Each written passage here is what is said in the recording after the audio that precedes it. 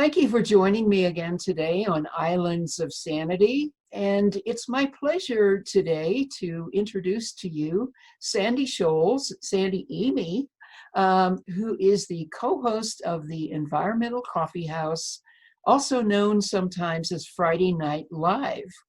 Sandy lives in upstate New York, and I have known her through a variety of situations. She attended a workshop that I did a few years ago with Dean Walker on living resiliently. And, because Sandy lives in upstate New York, because of the work that she has been doing for years on making us aware of collapse and the environmental scene, I wanted to talk to her about how she's dealing with the COVID-19 pandemic. And I'm sure we'll talk about other things besides that. But welcome to the show. Welcome to Islands of Sanity, Sandy. Thank you. And my name, pronounce it as Shellis. Everybody messes it up. I married into the silent O. Okay. And it's been, like the Grateful Dead, a long, strange trip. Oh, yeah. Since I kind of fell down the rabbit hole. Yeah. And meeting you was a pinnacle of all of this.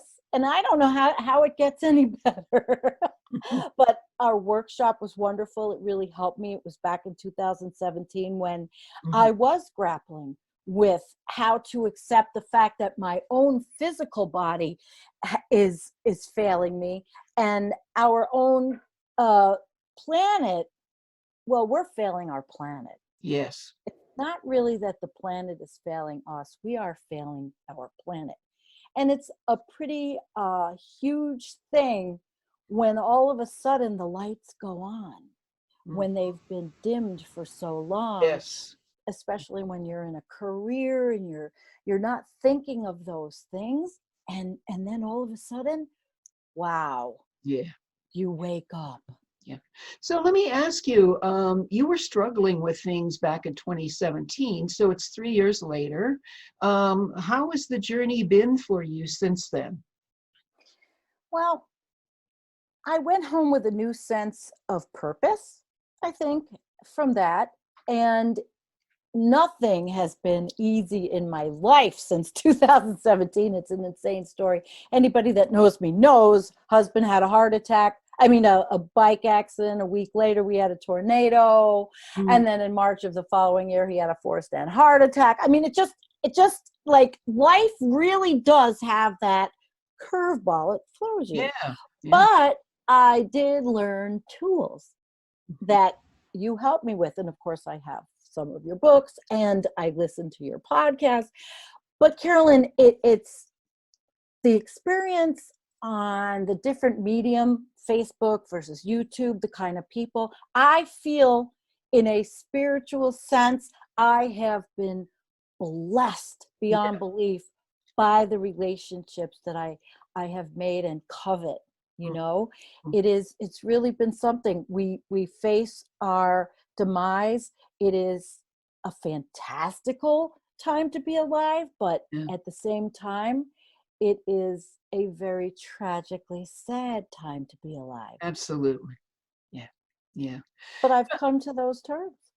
I really appreciate your down-home honesty about that. And, right now, in the throes of this pandemic, you're living in upstate New York. I know you're Western New York, actually. It's a different Western New beast. York. Yeah. About 6 hours from New York City. And so you're not in the heart of the hot spot. But I'm sure that just living in that state, it affects you and people that you know. So tell us a little bit about that.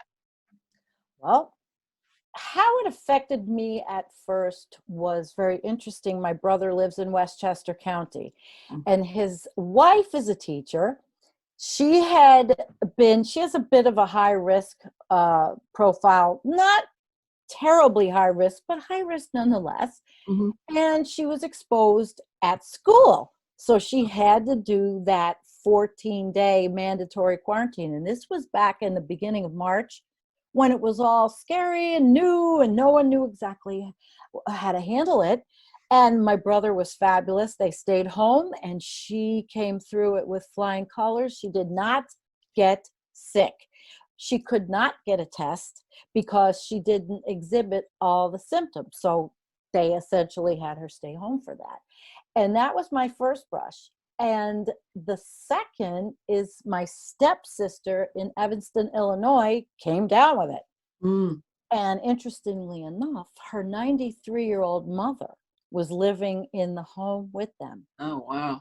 And they had to scramble and move her out to the granddaughter, who has 3 kids of her own.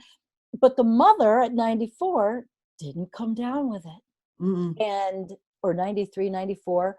And that is my stepdad's ex-wife, obviously 100 million years ago, but she's okay. And Beth is a little older than me. She's in good shape, but she was ill. And I think she's coming out on the other side. Mm-hmm. Great. One more story is my aunt, an elderly aunt in a nursing home in Long Island, passed away. Mm. And they said, oh, it's pneumonia, it's old age. And of course, my daughter, who's 31, said, our aunt, she said she had to have died. Do you think she died of COVID? And I said, look, I really don't know. Why don't you do the research, Dawn? Look up the statistics. I'm not the all-knowing mom, but so those are my brushes so far. And I think that they were close enough that it does make it seem real, but I'm not panicking. Right. Yeah.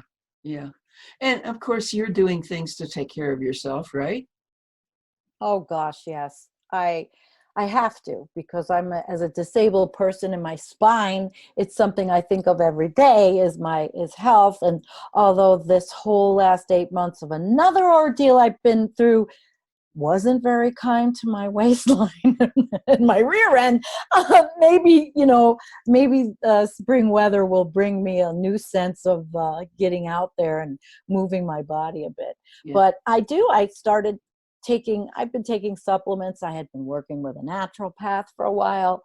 So I am conscious of my own health, which is actually not bad, except for I can't stand up for more than 10 minutes and I have a pretty shitty spine.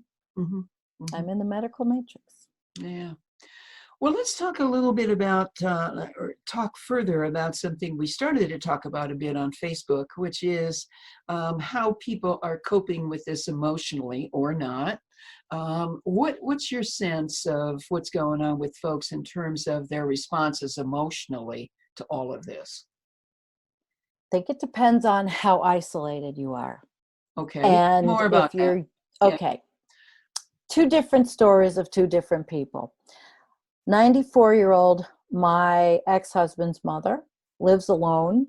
She has been an isolated type of a person for as long as I've known her. Mm-hmm. And so this for her is not scary, although she is taking precautions. And her son, my ex-husband, comes over, and the last time I talked to her, she told me that she said to him, leave everything outside, even though he came over with a mask and even gloves. She said she was impressed. So I think she's doing well. But then I have another friend who lives out west and is quite isolated at this time. And they are trying to find out why is this happening? Is it, the breakdown of the economy? Is it a conspiracy by the elites? Yeah. This person is so isolated but has access to the internet. So of course they're perusing the dark side, which I find a lot of people are. So there's 2 stories. One person who's very high risk, that is okay. And one person who is, I wouldn't say so high risk, who is completely feeding their paranoia by the day. Right. And in terms of your emotional response to it, I know you got the physical issues, but emotionally, how have you been dealing with it? It had been a roller coaster in the beginning. Mm-hmm. Uh, More so for me, but my husband and I had gone to visit my elderly parents. We flew home from Florida at the end of January. And I guess it was the end of January. And we saw people with masks where we had been in Logan Airport, all over the airport. And I knew something was up. Mm-hmm. Well, my husband works in, mind you, I wasn't scared, but my husband, I was more fearful for him. He's got issues, he has COPD, he has that heart thing, and he works in a school. So he works around germy kids. He's in maintenance, right? Mm-hmm. So I was more worried for him. We came home and I said, "Hon, do you have masks at work?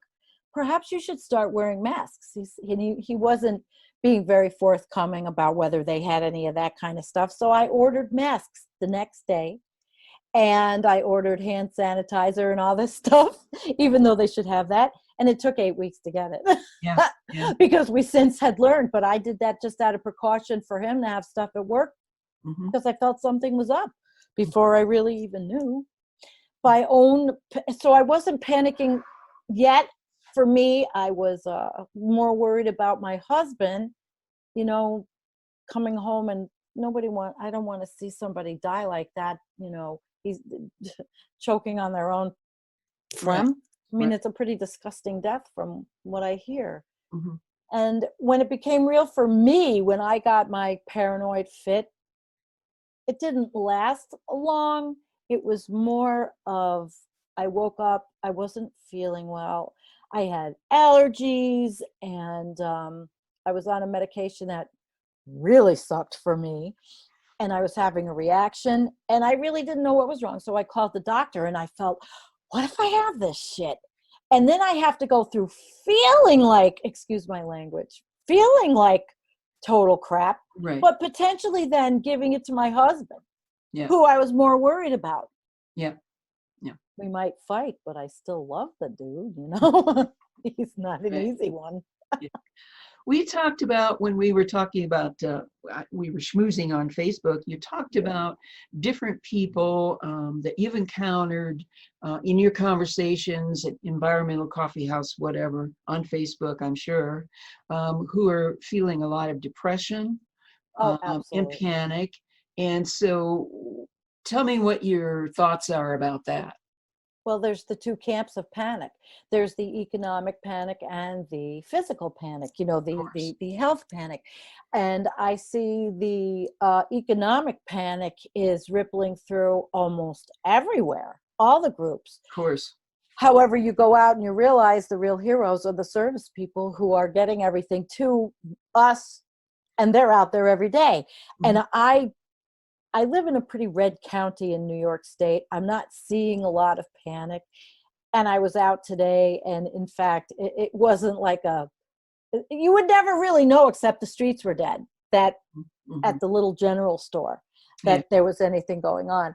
But what I don't know. And then the other camp I see is the health camp, where there are people that are completely fearful that something's going to happen to them, or something's going to happen to their loved one, which of course I am too, but I think almost borders the I don't know if it's irrational or if it's just overwhelming, because they don't have the tools to deal with this kind of panic, this kind of fear. And if they're on the television, particularly watching the news, it's constant all the time. Everything's in deaths.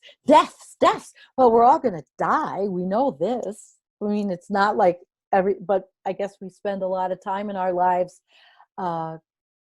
not thinking about death, and being in denial that it'll ever happen to us. Mm-hmm. Yeah.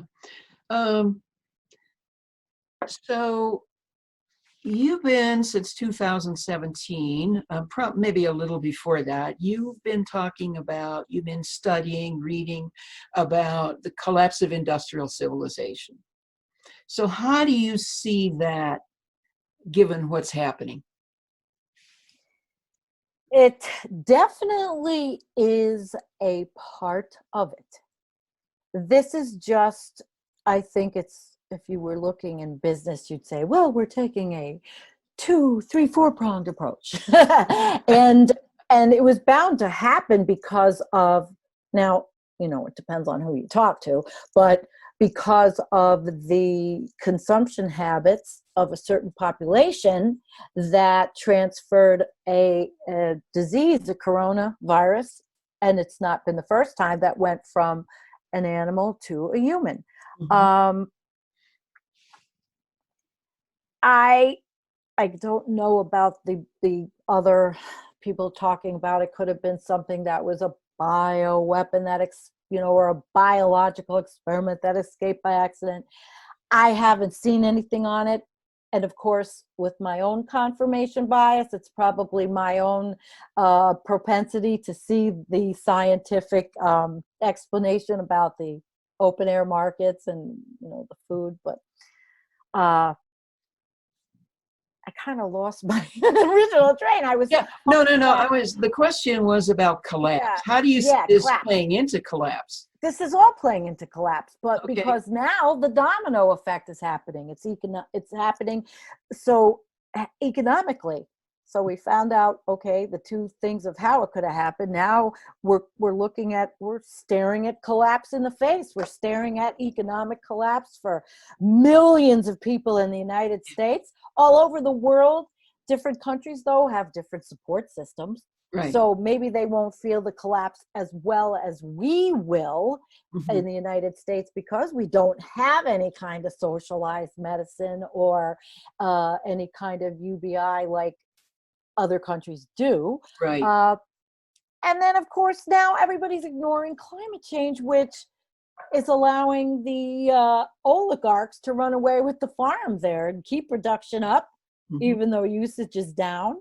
Keep those pipelines being built. That's not, those guys are working.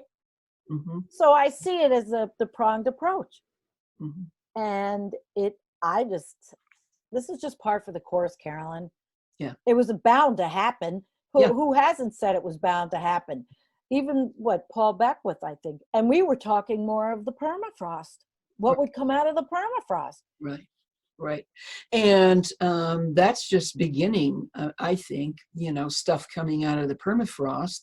And, from my perspective, this is just the beginning of a wave of pandemics, a wave of manifestations of catastrophic climate change. And, we got the big tornadoes that started to happen already, in the South. And where are people who are victims of natural disaster going to go? They can't shelter in place. And, shelters are being closed. Shelters aren't available right now. So it's just a domino effect that touches everything. Sure is. I saw that on a video today in Alabama, was it? Mississippi, And it was I believe. Yeah. Mississippi. It showed a complex and the roof was gone. And where do people go if they don't have family, if there's nothing for the state?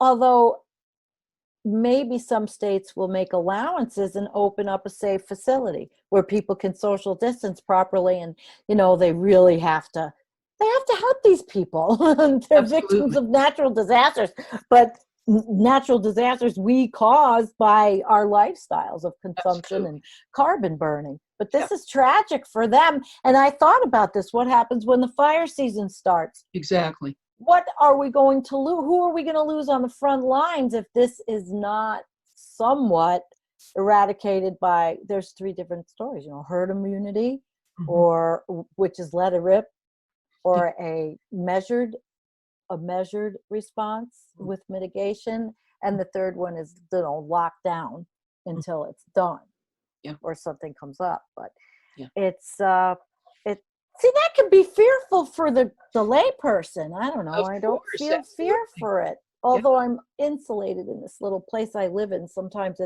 it's just as it's like I'm far away from cities. I'm far away from a lot of people, and that does change your perspective somewhat. In your contacts with folks, are you finding folks that are really depressed, people that are talking suicide? I mean, I certainly encounter that on a regular basis. Perhaps I'm not in the same genres because I find that there's a lot of support going on between especially on Facebook, the Yeah. love with what we've cultivated between these groups and even YouTube. You can have an online, very strong support system of people that really care about each other. Sure, there's a lot of depression, but there was a lot of depression before in our circles. Absolutely. And this just compounds and adds another dimension, but it's the dimension of, we knew this would freaking happen anyway. Yeah. But I guess I'm seeing it to a degree. I am not depressed. I'm not miserably depressed because I have a reason. I have to get rid of depression. I let something else get me financial for 8 months that I worried about, and it's just not. It's not worth it anymore to worry. Yeah. And so coronavirus comes along, and I think, well, look at this. It's nothing. It's a big thing compared to, a personal issue that, well, it is what it is. Acceptance doesn't always come easy. No, not at all. Oh, I want to ask you a little bit about Environmental Coffee House, which you co-host with Jennifer Hines. You've been doing this now how long? Okay. I started, the first Facebook page started January 2016. And that was after I was with Real Progressives Online during the whole Bernie election, 15 to 16. And I cut my teeth. And then Environmental Coffee House was a Facebook page. And we started out as activists.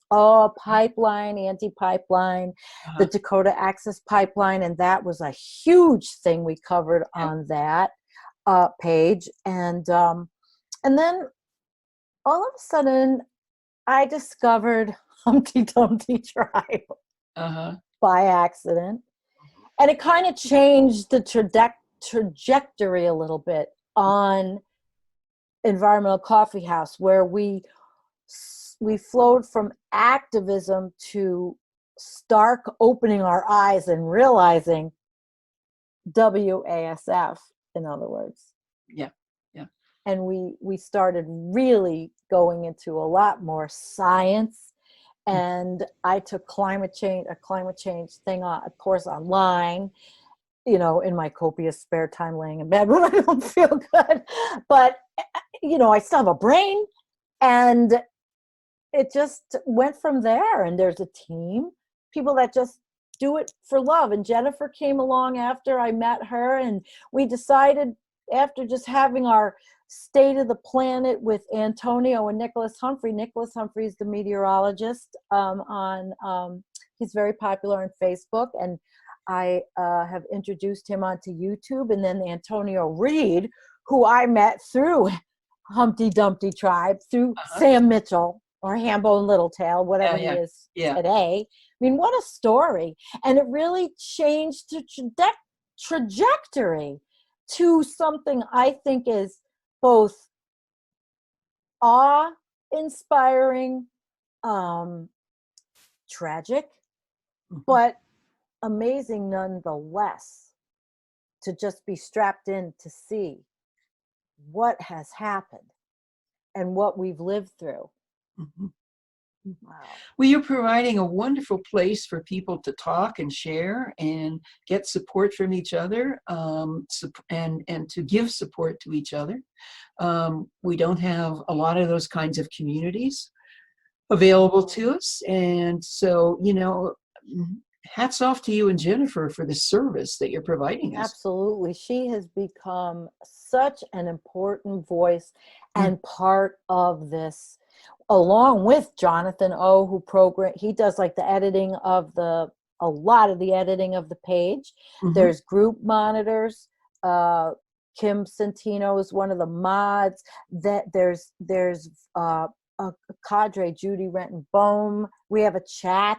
You know, there's Uh-huh. a lot of people that just give of themselves when Yeah. they want to. They Yeah. don't, there's nobody that, it's just a volunteer hobby thing. But Uh-huh. we all have similar views, but everybody's a little different. That's Right. what makes it so great. And Absolutely. there is no ego, as Jennifer said.